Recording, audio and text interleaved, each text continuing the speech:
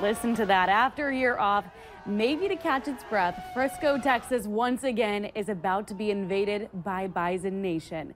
Thousands of fans would love to be able to race onto the field once again after an NDSU victory, or simply cheer after watching pregame coverage and the game from the comforts of their home. Our team has arrived in Frisco and begins its live coverage for you right now. Valley News Team's Mike Morgan joins us from Toyota Stadium, where more than 10,000 from here are expected to gather on Saturday. Mike, and hello to everyone back there in Frisco. How are you? Good evening, Christine, and good evening, to everyone back at the Red River Valley. Yes, the lights are on here at Toyota Stadium. It is a crisp 36 degrees this evening. You know, every time we come to Frisco, Texas, you can always count on one thing. There's going to be something new or something being built. Such is the case here at Toyota Stadium, where on the south side of the facility, they're putting up a brand new Soccer Hall of Fame. A Soccer Hall of Fame plus other amenities, all to make your next visit to the stadium that much more enjoyable.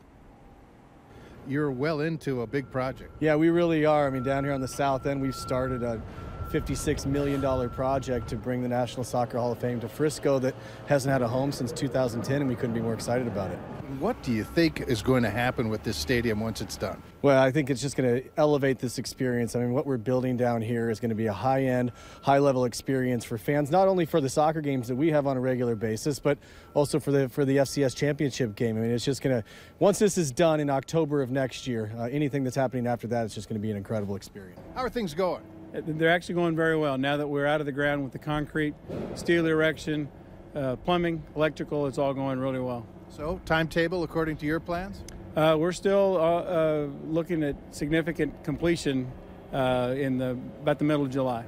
What kind of shape is the stadium in right now? I see that they're going to have to do a little bit of painting, but how is it? A couple of years ago, there was some issues with the grass. The grass has been fantastic. You know, we've got probably one of the best grounds crews here in the entire country. The weather has been a little bit challenging for the last couple of weeks, but I think it's going to be beautiful for the game come on Saturday. There are a lot of folks back home who are still below zero trying to stomach through that. You've been around here quite some time. How's 30, 40 degree temperatures for you? Miserable. Sorry, it's miserable. But we also, when it's 100, 105, when a lot of other places in the country are shut down, that's kind of when we hit our stride.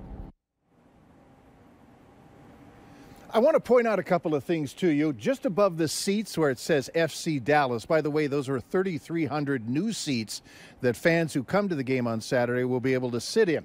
But just above there, that's going to be the lower level of that new addition that's going to be on there. Inside there will be like a bar area and a restaurant area. Behind that will be area for locker rooms. Up to 100 athletes will be able to dress in those locker rooms, each of them. There'll also be room for athletic trainers and the coaches' offices as well. You know, we're hearing that this is going to open up in October, and when they do so, they hope to have a Hall of Fame induction at the same time. One of the names being floated as a possible Hall of Fame inductee, David Beckham, which would make it a very, very exciting time. Speaking of exciting times, we hope that you'll stick around for coverage throughout the rest of this week and through Saturday here from Frisco, Texas. We're going to be visiting the Dallas Cowboys training facility. We're also going to stop by what's called the National Museum for Video Games. We stopped by there today, and we'll have that story for you.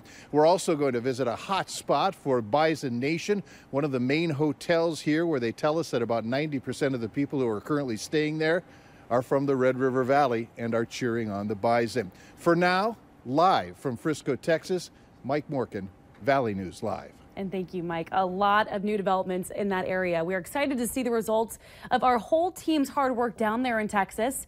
As Mike mentioned, Sports Director Beth Houle and the whole pregame show crew will be bringing us live reports for the rest of the week. We'll also be bringing you live coverage of the Proceed Pep Fest Friday night, starting at 7 p.m. That leads us up to game day on January 6th with the Farmers Union Insurance Bison football pregame show, starting at 9:30 in the morning. That will then take you all the way up to 11 a.m. kickoff between the North Dakota State Bison and James Madison at Toyota Stadium, where Mike was just at for the FCS championship. Coming up after weather, a Jamestown mother ran out of options, so she contacted us on our whistleblower hotline after she says her daughter was touched inappropriately by boys from the Jamestown hockey team. Her story in just a few moments. Plus, would you let your elementary school child ride the bus by themselves?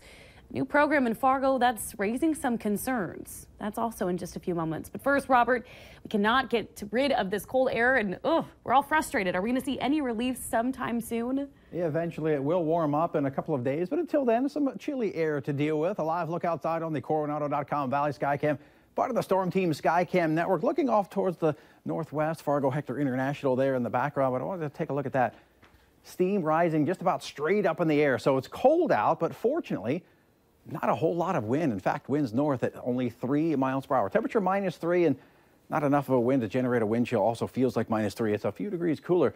-6 in the Moorhead area. Elsewhere across the region, 0 in Devils Lake and Gwinner, -2 Valley City and Langdon.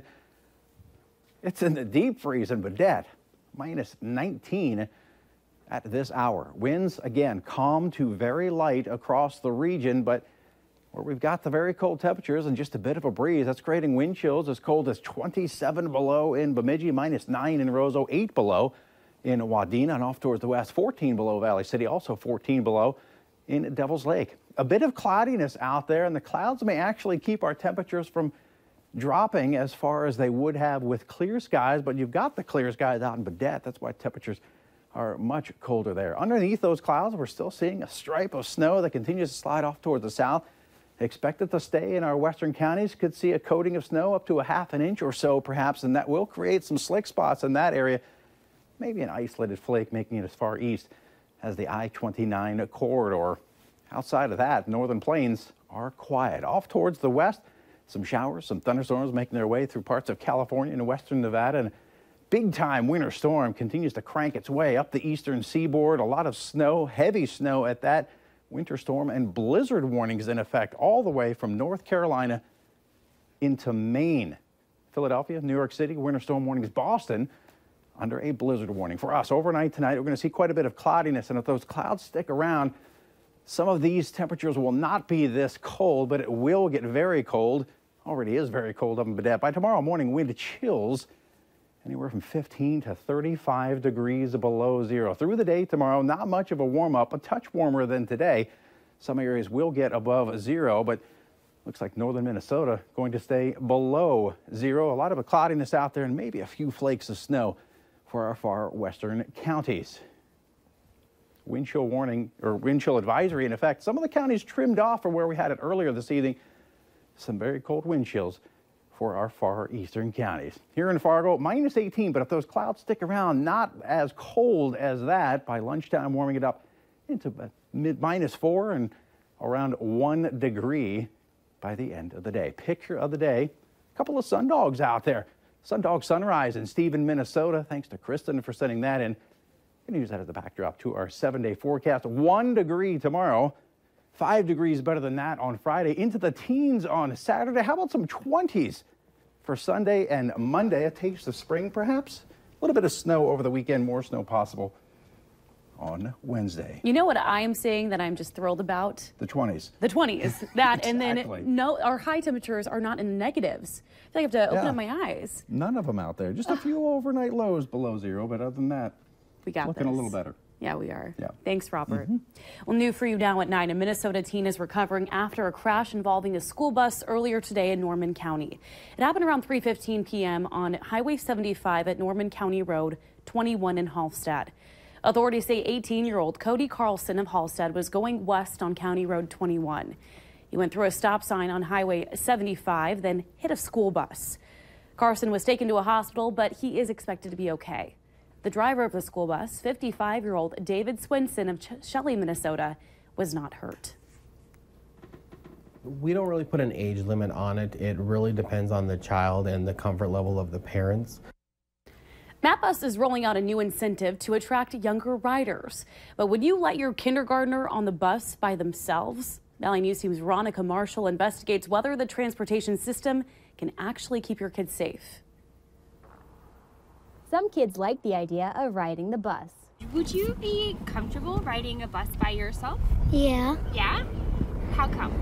because you can sit by yourself and you don't have anyone to bother you. But not all parents agree young children should ride alone. That doesn't make me comfortable. No, I wouldn't be okay with that. My 10-year-old, I'd have to make sure there was somebody either at the getting on point or getting off point to make sure that she'd get there safely. MapBus is looking for new riders, specifically those 18 and under, and it's introduced a 90-day unlimited pass for minors. Our youth ridership was starting to trend downward, so we wanted to be able to give an incentive to try and increase that youth ridership. But that pass doesn't come with age restrictions or added security for younger passengers. And while MapBus says it doesn't encourage those under the age of 12 to ride alone, that suggestion isn't policy. Have you guys ever considered putting a limit on the age of children that are allowed to ride unaccompanied?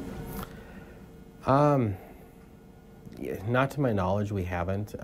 Generally we want people to use their best judgment. MapBus drivers do not receive specific training on interacting with children, and when it comes to security on the buses, all of our vehicles are equipped with audio and video surveillance.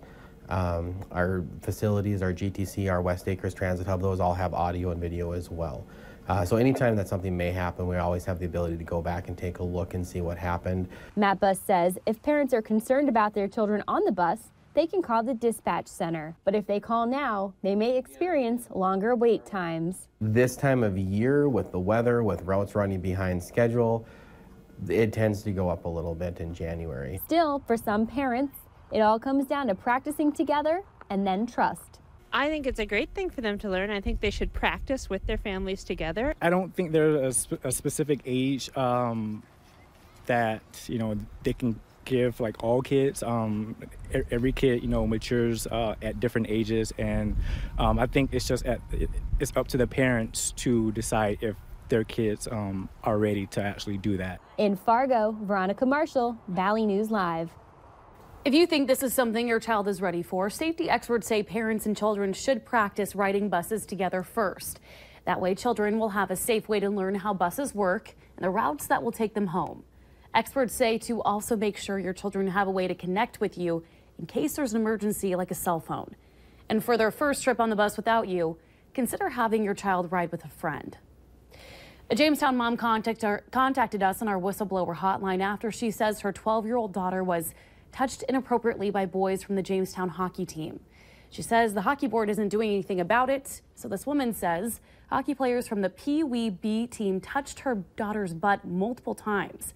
This all happened in a pool when the hockey players were in a tournament in Minnesota. The mom says when she found out, she went right to the Jamestown hockey board. When she brought it to their attention, she says not enough was being done. All they are going to do was a verbal warning, and the boys were supposed to find a way to apologize to my daughter. This mom has since gone to the police, and they are investigating the situation. We tried contacting the Jamestown Hockey Board, but never got a response. If you need help uncovering fraud and corruption in your community, call us on our whistleblower hotline. That story came from that.